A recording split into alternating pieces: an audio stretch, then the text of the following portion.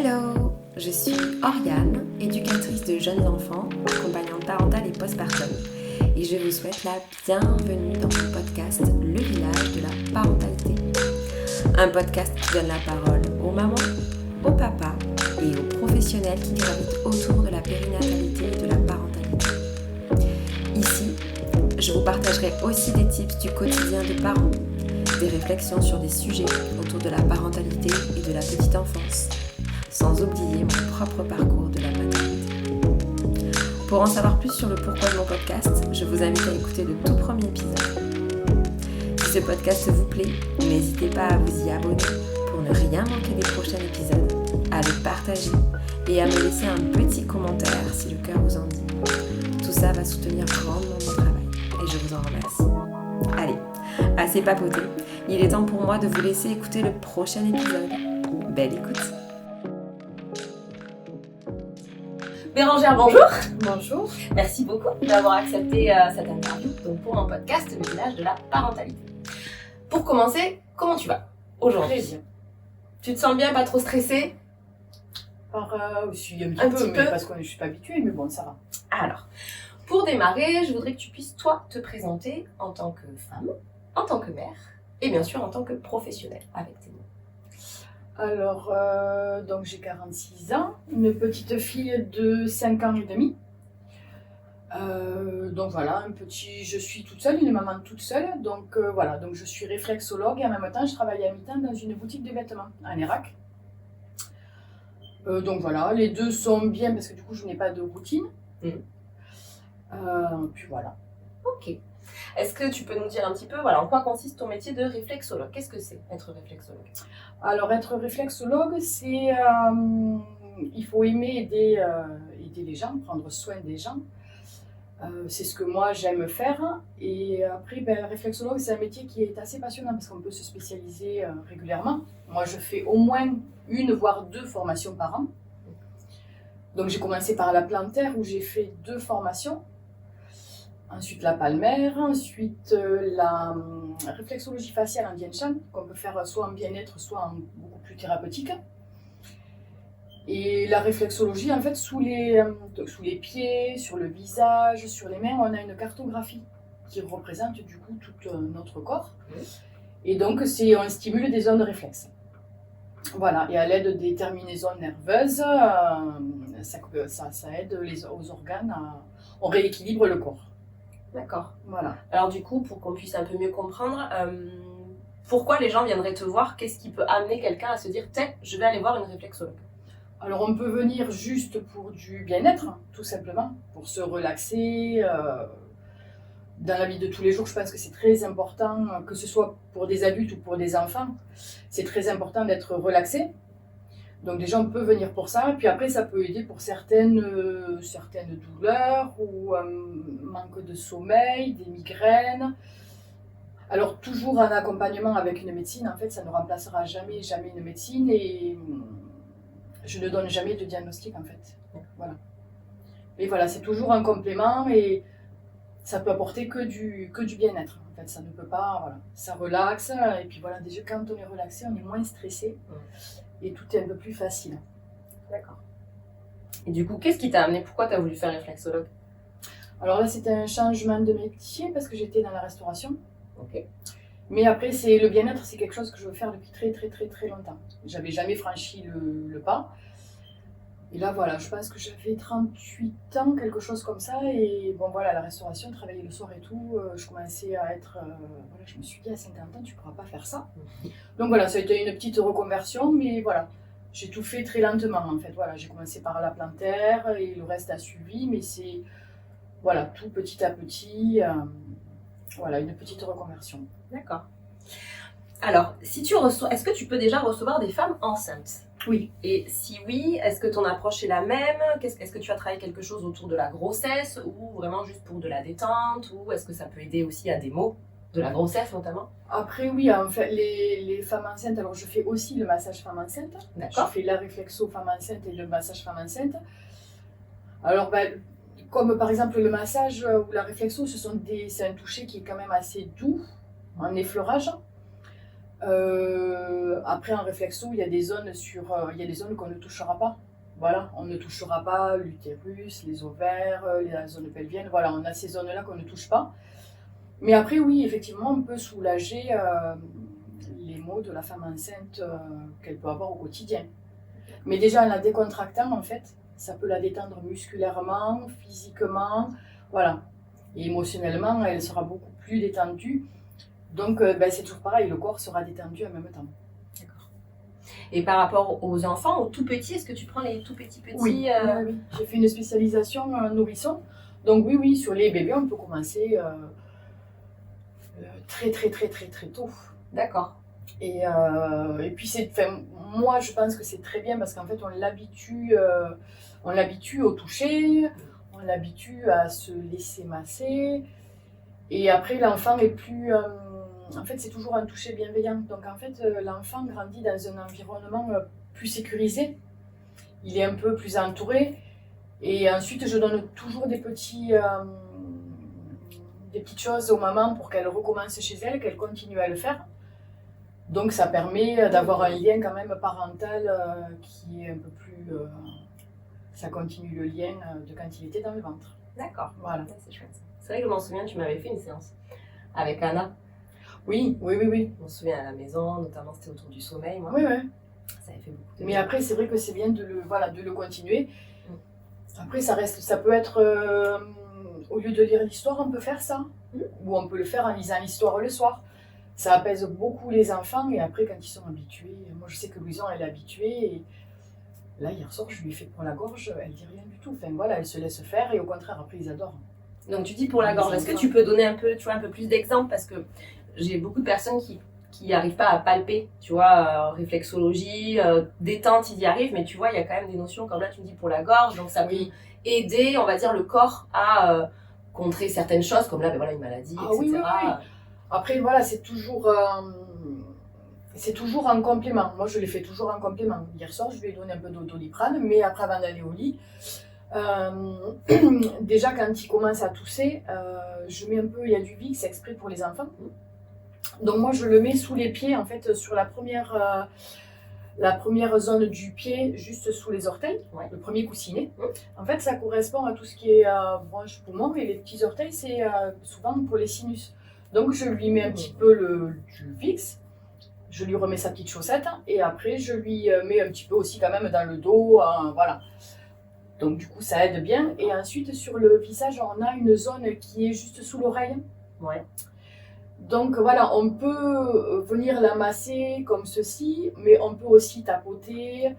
On peut faire ça. Bon, après, moi, j'ai des outils, donc je le fais avec des outils, mais on peut déjà faire ça. Après, il faut le faire assez régulièrement. D'accord. Et ensuite, il faut demander à l'enfant aussi de se frotter l'intérieur des poignets. Voilà. Ok. Alors, en fait, en réflexologie faciale, il y a beaucoup de similitudes de noms, similitudes de formes. Et chez eux, en fait, le poignet, le cou et la cheville, le nom commence pareil, en fait, c'est co. Donc, en fait, ça serait le cou du poignet et cou de la cheville. Donc, pour eux, c'est une similitude de nom.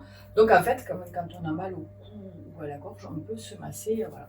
Et comme là, c'est l'intérieur de notre corps, là, ça serait plus le dos. Donc, on peut se masser comme ça. Voilà. Alors après, voilà, l'enfant doit le faire assez régulièrement. Mais bon, ça reste quelque chose. Oui. C'est facile, c'est faisable. C'est facile, c'est pas désagréable. Elle peut le faire, voilà. D'accord. Alors, du coup, tant qu'on est un peu sur des séances, sur ce que tu amènes, est-ce que tu peux nous raconter un peu toi, comment tu amènes la première séance? Voilà, c'est la première fois que je viens avec mon enfant. Comment ça se passe cette première séance? Je suppose que tu ne démarres pas direct en faisant la réflexion. Comment tu fais? Mais déjà, on pose des questions à la maman sur le pourquoi elle vient, parce que ça peut être juste tout simplement parce que le bébé aime ça et qu'il aime ça. Et après, on pose des questions si c'est comment le bébé dort, l'alimentation, comment il se comporte dans la journée. Et voilà. Alors après, par contre, les bébés, souvent, en fait, je vais chez les parents. Je ne les fais pas venir ici. Parce qu'ils gardent leur odeur, leur environnement. Moi, je suis quelqu'un d'une personne nouvelle. Il appréhende moins de me voir, c'est plus facile quand même. Voilà, donc je vais souvent chez les parents. D'accord. Pour Ce premier lien, ouais. Ouais. Donc voilà, je vois avec la maman. Donc ça peut être par exemple pour le sommeil. Et après, voilà, je peux travailler certaines zones qui sont en correspondance. Ok, d'accord, très bien. Est-ce que tu as d'autres facettes de ton métier que tu veux nous parler? Puisque je sais, voilà, tu vas faire un atelier aujourd'hui un peu particulier. Je te laisse en parler. La relaxation sonore. Voilà. Oui, la relaxation sonore. Alors je vais dans les écoles le faire, dans des centres aussi.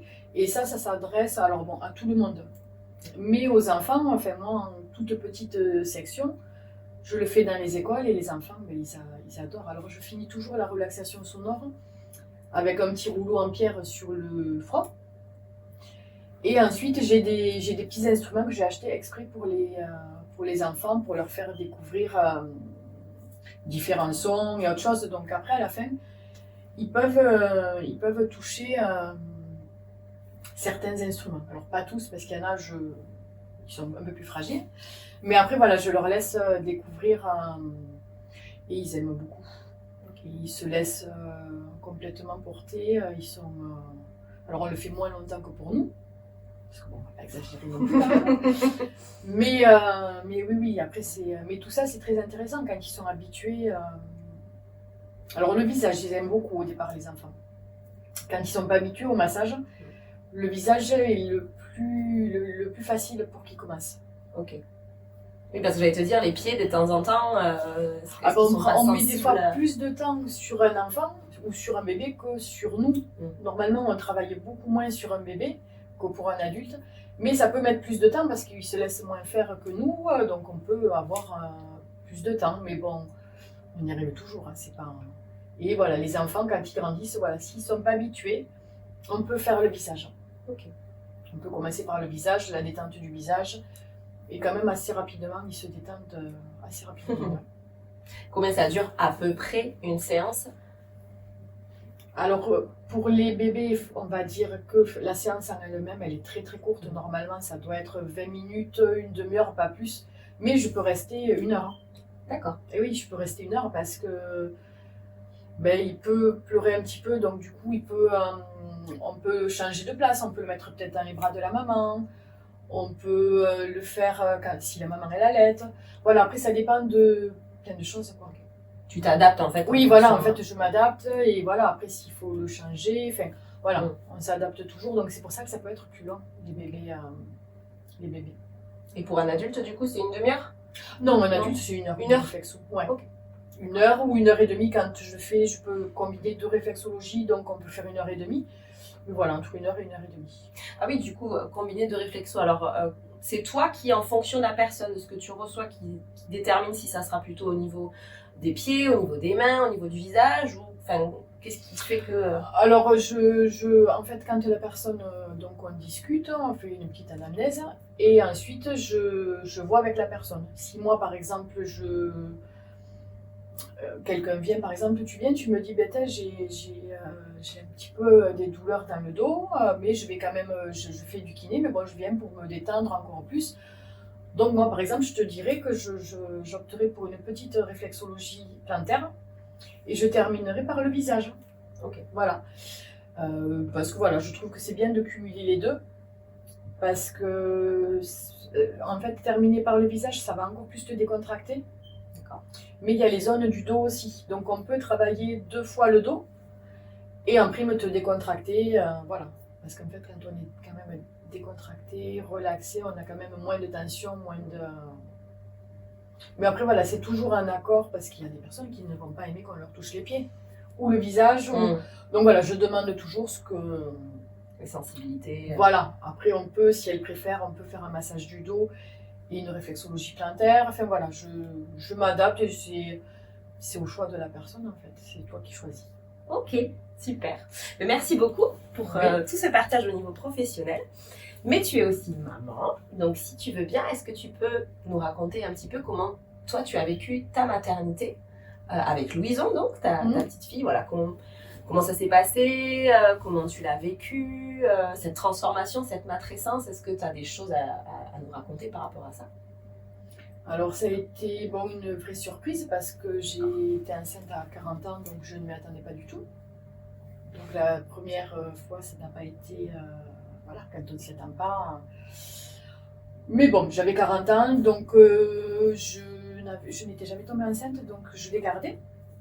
Ça a été un choix très personnel parce que je suis toute seule. Mais après, c'est que du bonheur. Voilà. Après, j'ai eu une grossesse très paisible. J'étais fatiguée les 3 premiers mois, mais bon, voilà. C'était voilà, une grosse fatigue. Mais après, rien de. J'ai vraiment eu une grossesse très paisible. Je n'ai pas eu de soucis particuliers. Aucun souci particulier, voilà. Mis à part la fatigue. Ouais, c'est mon plus gros. Mais bon, après, non. Ça a été que du bonheur. Voilà.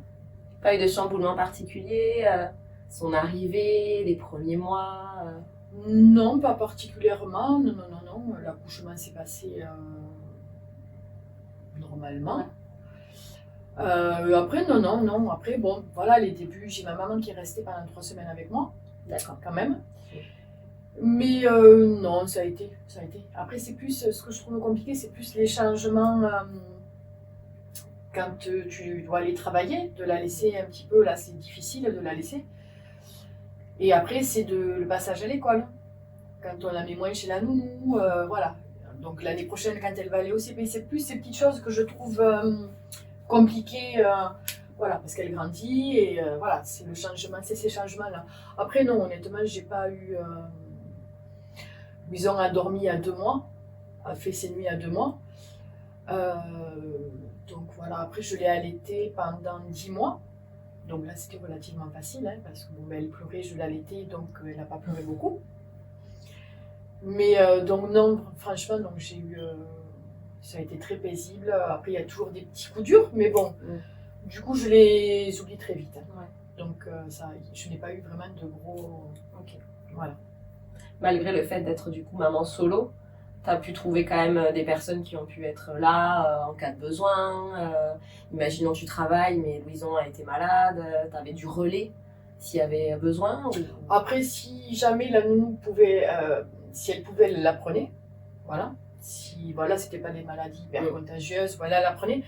Après, voilà, en étant réflexologue, si jamais elle était malade, je pouvais travailler avec. Parce que dès qu'elle est née, en fait, je travaillais déjà avec elle, je mettais le petit couffin avec moi. Donc même quand elle est malade, en fait, je peux me permettre de travailler. Et si jamais vraiment elle est malade, je l'amène même au magasin. Voilà. C'est arrivé l'année dernière. D'abord, elle avait 42 fièvre, mais elle est venue avec moi au magasin. Voilà. C'est partie du quotidien. Oui, voilà. Mais après, du coup, c'est pas. Alors quand ça arrive, je dis pas que c'est pas facile, voilà. Mais après, bon, après ça va. En fait, ce ne sont pas des choses que je garde en mémoire, les difficultés, j'arrive à les occulter assez vite et voilà. À garder que le positif. Ouais, j'arrive à faire ça, donc voilà, je ne vois pas de... Est-ce que tu penses que ton métier de réflexologue t'a aidé aussi à avoir une certaine sérénité? Ah oui, c'est sûr. Parce que c'est ce que, voilà, dans l'échange que tu dis, c'est ce que je ressens quand même, tu vois. Oui, j'étais... en fait, ça m'a aidé à... En fait, la réflexologie, souvent, quand je fais de la plantaire, par exemple, je mets un casque sur les oreilles des personnes et ça les aide à partir quand même plus rapidement parce qu'autrement, on discute et c'est pas le but, en fait, vraiment. Donc, du coup, comme c'est des choses qui sont quand même assez douces, moi, je suis obligée d'être aussi décontractée. Et moi, ça m'a appris à être plus paisible, plus posée, plus relaxée qu'avant. Donc oui, à moi, ça m'a quand même apporté aussi de le faire. Oui, beaucoup. Hein. Ma maman le dirait. Mais elle me l'a dit. C'est vrai? Elle a senti une différence? Ah oui. D'accord. Oui, elle me l'a dit. Hein. Je suis beaucoup plus patiente. Bon, après, je vieillis aussi. Donc en vieillissant, il y a l'âge, je pense, qu'il fait aussi. Mais oui, non, elle me l'a dit, oui. Que j'étais quand même beaucoup plus patiente, beaucoup plus paisible qu'avant. Je ne m'énerve pas comme avant. Voilà, je prends les choses différemment. Oui, non, ça m'a beaucoup aidé à moi aussi. Ouais, donc ça c'est important pour à entendre aussi en tant que maman, tu vois, à se dire bon, quand on n'en peut plus, qu'on est submergé, qu'on a besoin de relâcher, venir te voir, faire une séance ou d'autres, ça fait du bien. Ouais. Après, je me le fais aussi parce que bon, ben voilà, hein, j'ai des moments où je suis quand même très fatiguée. Où c'est pas facile, mais voilà. En fait, pour moi, je me fais des formules de points en réflexologie faciale. C'est le Tien Shan, donc il y a beaucoup de formules de points. Alors, tu peux nous expliquer formules de points? Des formules de points, en fait, ce sont par exemple, il y en a beaucoup pour la femme enceinte. Il y a plusieurs pour la digestion, pour le sommeil, il y a plein de choses comme ça. Moi, par exemple, en ce moment, je me fais celui pour la fatigue. Voilà, c'est un protocole de points qu'on a sur le visage. Et alors, enceinte, on ne peut pas le faire, mais moi, par exemple, je me mets des patchs. C'est des patchs aux huiles essentielles. Donc, en fait, je me fais ma petite formule de points sur le visage, je me mets les petits patchs. Je les garde minimum 3 heures. Donc, en fait, ça continue l'effet que j'ai fait moi, ça le continue. Et voilà. D'accord. Mais après, honnêtement, le Jian Shan c'est quand même très proche du cerveau. Donc, en fait, les terminaisons nerveuses envoient plus rapidement au cerveau ce qu'il faut faire et du coup, ça peut nous changer. Mais pour la fatigue, c'est quand même très, très bien. D'accord, c'est bon à savoir. Après, pour les femmes enceintes, il y a plusieurs formules. Enfin, voilà. On peut le faire même au bébé. Alors, on ne prend pas les mêmes outils. On le fait qu'avec les doigts sur les bébés. Mais voilà, ces petites choses, quand les mamans viennent, je leur donne aussi ces petites choses pour dormir. Où est-ce qu'elles peuvent faire, dans quel sens, comment faire, voilà. Okay. Très bien. Merci beaucoup, Bérangère. Avec plaisir. Alors, j'aimerais bien, pour terminer, que tu nous partages une phrase, des mots que tu auras envie de transmettre aux futures mamans et aux mamans qui nous écoutent. Quelque chose qui pour toi est important à transmettre à des futures mamans et à des mamans. Qu'est-ce que tu auras envie de leur dire? Notamment pour leur maternité. Alors après, prendre soin d'elles, en fait. Dès qu'elles peuvent, mais après, ce qu'on leur dit souvent, en fait, c'est ça, c'est de se reposer. Et dès qu'elles le peuvent, essayer de prendre soin d'elles en se faisant soit masser, soit, voilà, alors ça peut être de la réflexologie. Après, il y en a d'autres, ça va être autre chose. Mais en fait, être relaxé. Plus on est relaxé, plus... alors, les petits coups durs de la vie vont être là, les petites douleurs vont être là. Mais c'est quand même plus facile à accepter quand on est relaxé, décontracté, que quand les douleurs physiques vont aussi se détendre, tout va être... voilà. Prendre soin d'elles, voilà. Prendre soin d'elles et comme elles prennent soin d'elles, donc le bébé aussi est quand même moins... toutes ces tensions, le bébé le ressentira moins, quoi. Mais voilà, être bien dans son corps pour être bien dans sa tête. Mais c'est complètement sans plus. Parfait, j'adore pour terminer. Merci beaucoup Bérangère d'avoir pris ce temps. Donc surtout, n'hésitez pas, si vous avez des questions par rapport à la réflexologie, n'hésitez pas à m'écrire et je transmettrai à Bérangère pour que vous puissiez répondre. Merci beaucoup, merci Bérangère. Avec plaisir.